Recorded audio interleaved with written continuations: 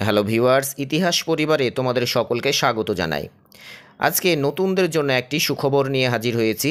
সেটা হচ্ছে যে ডাব্লিউবিপিএসসি তার নতুন যে রিক্রুটমেন্ট প্রসেস সেটা কিন্তু শুরু করতে চলেছে এবং জুলাই আগস্ট মাসের মধ্যেই কিন্তু তারা নতুন বিজ্ঞপ্তি জারি করতে চলেছে এবং যে বিষয়গুলির ওপরে তারা বিজ্ঞপ্তি নিয়ে আসবে সেগুলি হচ্ছে ডাব্লিউবিসিএস, ডাব্লিউবিপিএসসির আন্ডারে যে সমস্ত স্কুলগুলিতে টিচার রিক্রুটমেন্ট হয় সেই টিচার রিক্রুটমেন্টের জন্য বিজ্ঞপ্তি এবং দীর্ঘদিন ধরে আমাদের রাজ্যে যে স্কুল এসআইয়ের বিজ্ঞপ্তি জারি হয়নি সেই স্কুল এসআইয়েরও কিন্তু পরীক্ষা হতে চলেছে এবং সেই বিজ্ঞপ্তিগুলো কিন্তু জুলাই আগস্ট মাসের মধ্যেই আসবে বলে সূত্রের খবর।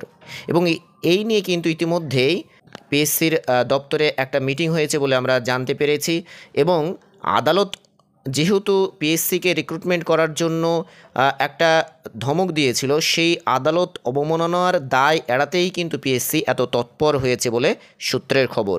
ফলে যারা তোমরা নতুন, আজ পর্যন্ত একটি এসএলএসটি পরীক্ষা বা পিএসসির পরীক্ষায় বসতে পারোনি, যারা এতদিন হতাশায় দিন কাটাচ্ছিলে, তাদের কাছে কিন্তু একটা বড় সুযোগ নিজেদেরকে পরীক্ষা করার বা নিজেদেরকে প্রমাণ করার। তোমরা যারা নতুন তারা অবশ্যই এখন থেকে পড়া শুরু করে দাও এবং এই পড়াটা পিএসসির পাশাপাশি যাতে তোমাদের এসএলএসটিতেও কাজে লাগে, সেইভাবে যাতে তোমরা প্রিপারেশান নিতে পারো এবং নিজেকে তৈরি করতে পারো, সেই লক্ষ্যে তাড়িত হয়ে তোমরা এখন থেকে পড়া শুরু করো।